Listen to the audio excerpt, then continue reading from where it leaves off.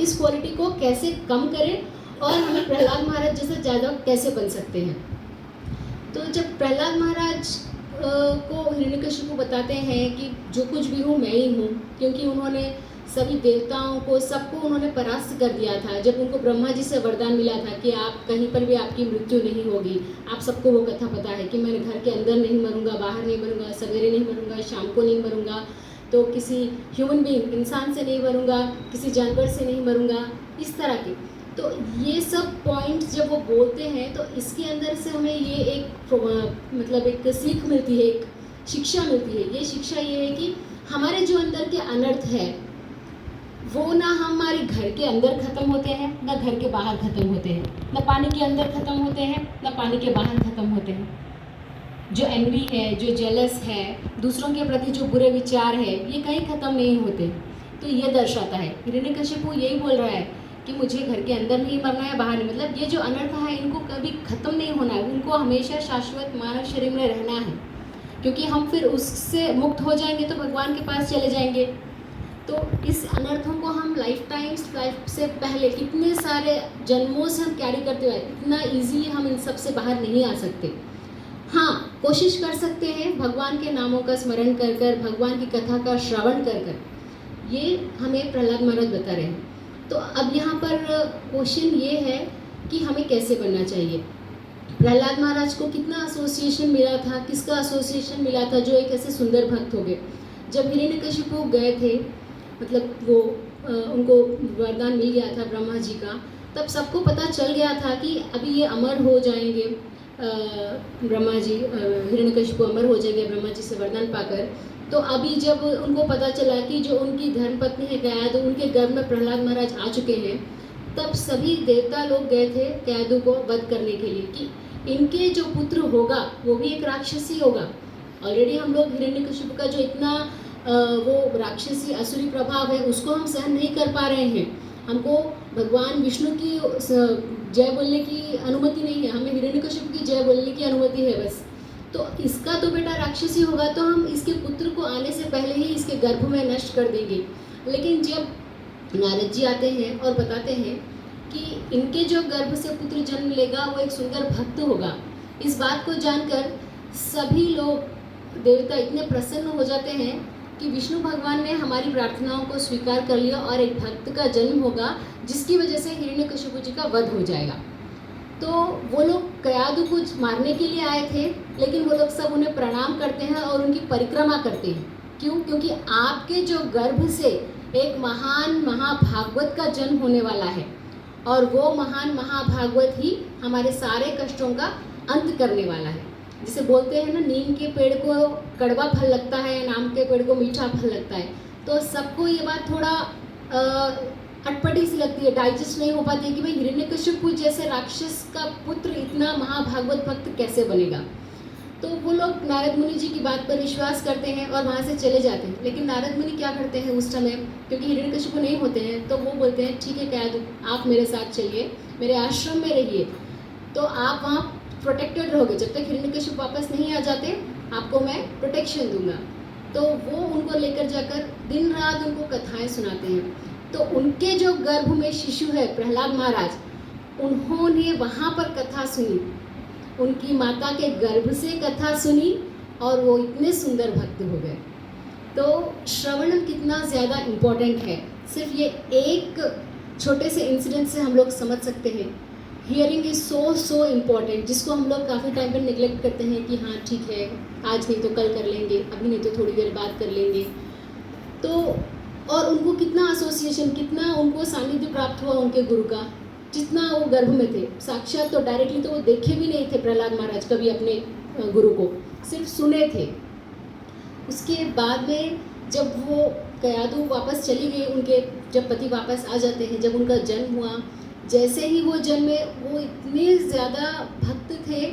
और हिरण्यकशिपु जब उनका खुद का उनके खुद के जो दूसरे और उनके चीफ मिनिस्टर्स थे, उनके जो पुत्र थे, वो लोग भी सब गुरुकुल जाते थे। तब हिरण्यकशिपु उनको समझाते थे कि आप लोग इनको ये सिखाइए कि मैं यहाँ पर भगवान हूँ, विष्णु का कोई अस्तित्व नहीं होना चाहिए। ये शुक्राचार्य के जो 2 पुत्र थे वो वहाँ पर वो आचार्य जैसा उनको सिखाते थे।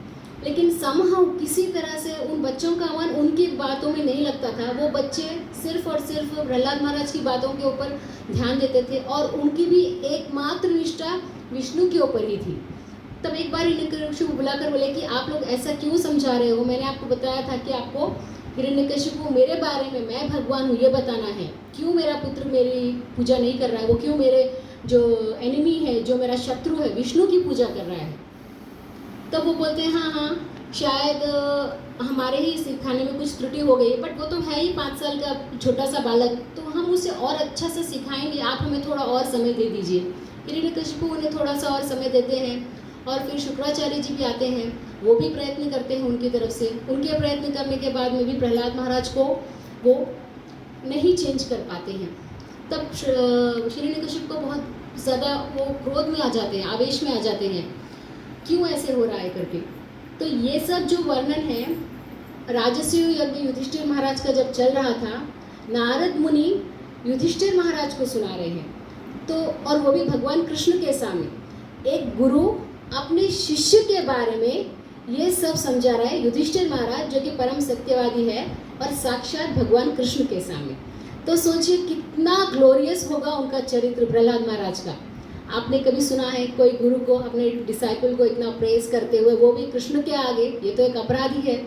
हम तो किसी कृष्ण के आगे किसी और के बारे में बात भी नहीं कर सकते, लेकिन नारद मुनि कह रहे हैं, ही इज एक्सप्लेनिंग कि ऐसा है तो इनका चरित्र प्रहलाद महाराज का।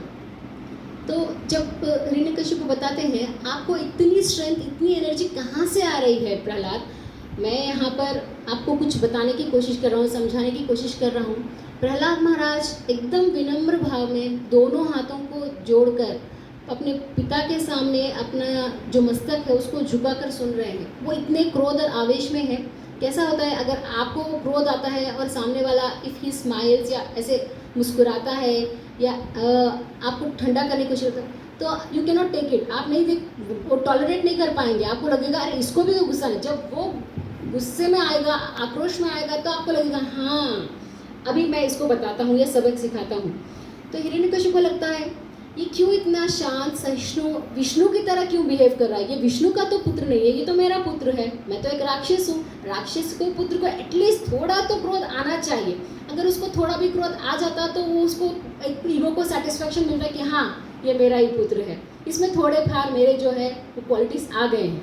लेकिन वो तो भगवान के अंदर सब में भगवान का दर्शन करते थे, और जब साक्षात भगवान आ गए तब भी हिरण्यकशिपु समझ नहीं पाए कि ये भगवान है।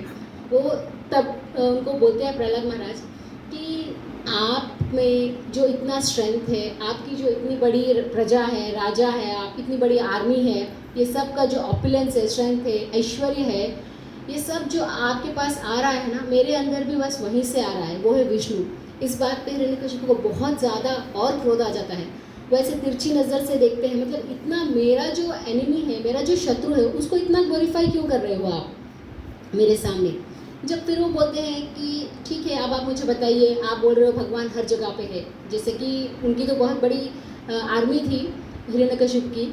जब वो बड़े बड़े हाथियों को भेजते थे उनके पैरों के नीचे प्रहलाद को कुचलने के लिए, उनके पास तो कोई प्रोटेक्शन नहीं था और बड़ी बड़ी तलवारें निकालते थे उनको मारने के लिए। हिरण्यकशिपु तो प्रहलाद महाराज तो इतने छोटे थे, उनका हाथ तो इतना कोमल था कि वो तो तलवार पकड़ भी नहीं पाते थे, देख भी नहीं पाते थे। सिर्फ उनके पास एक ही आश्रय था, वो था भगवान का नाम। वो 24/7 भगवान के नामों का उच्चारण करते थे, वही उनको प्रोटेक्शन दे रहा था, वही उनको प्रोटेक्ट कर रहा था। इतनी छोटी सी बात हिरण्यकशिपु नहीं समझ पाए।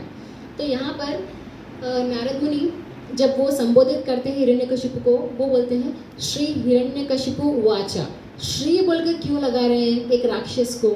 तो यहाँ पर श्रील प्रभुपाद उनके भावार्थ में परपोर्ट में लिखते हैं कि अयोग्य व्यक्ति को भी हमें योग्य सम्मान देना चाहिए।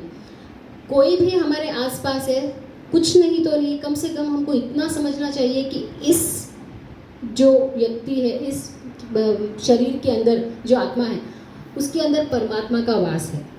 तो हमें उस परमात्मा को देखकर उनको उतना सम्मान देना चाहिए, उतना प्रणाम करना चाहिए। सबको ही इस वर्ल्ड में हर कोई नोबडी इज़ परफेक्ट। अपने हाथ में 5 फिंगर्स, वो ही कंप्लीट नहीं है, ऑल आर डिफरेंट। इसी तरह से सब में कुछ अवगुण होते हैं, कुछ दुर्गुण होते हैं। तो उन चीज़ों को हमें इग्नोर करना है। हमको बस एक ही चीज़ माइंड रखना, आगे पीछे पोटेंशियल डिवोटीज, आज नहीं तो कल वो भी भक्त बन जाएंगे। हाँ, उनके जो पूर्व जन्म के कर्म हैं उसके प्रकार से वो आज उनका ये बिहेवियर इस प्रकार से है, लेकिन उसको ही बेस करके जजमेंटल नहीं होना चाहिए। तो इसी वजह से वहाँ पर नारद मुनि श्री हिरण्यकशिपु वाचा, क्योंकि कुछ ही देर में क्या होने वाला है, भगवान आने वाले हैं, श्री नरसिंहदेव प्रकट होने वाले हैं, और फिर उसके बाद उनके हाथों से उनका वध होने वाला है। तो कितना ग्लोरियस डेथ होने वाला है। और एक महाभागवत के वो पिताजी हैं, भले ही है राक्षस, तो इतना हमको सम्मान देना चाहिए। तो वहाँ पर श्री वर्ड का संबोधन इसीलिए किया जा रहा है, ये हम सबको एक सीख है कि हमें अयोग्य व्यक्ति को भी योग्य सम्मान देना चाहिए। काफ़ी टाइम पे ऐसे होता है, हम देखते हैं ठीक है वो तो भक्त नहीं है, ऐसे बिहेव कर रहा है, हम कुछ उनको गलत बोल जाते हैं। तो ये चीज़ हम वहाँ पे सीख सकते हैं। तो यहाँ पर ये चीज़ मुझे बहुत अच्छी लगी महाराज की कथा में, तो मैं ये पॉइंट शेयर करना चाह रही थी। और एक चीज़ जो बता रही थी, महाराज बता रहे थे कि हम सब एक लोटस फ्लावर जैसे हैं। अब आप देखिए लोटस फ्लावर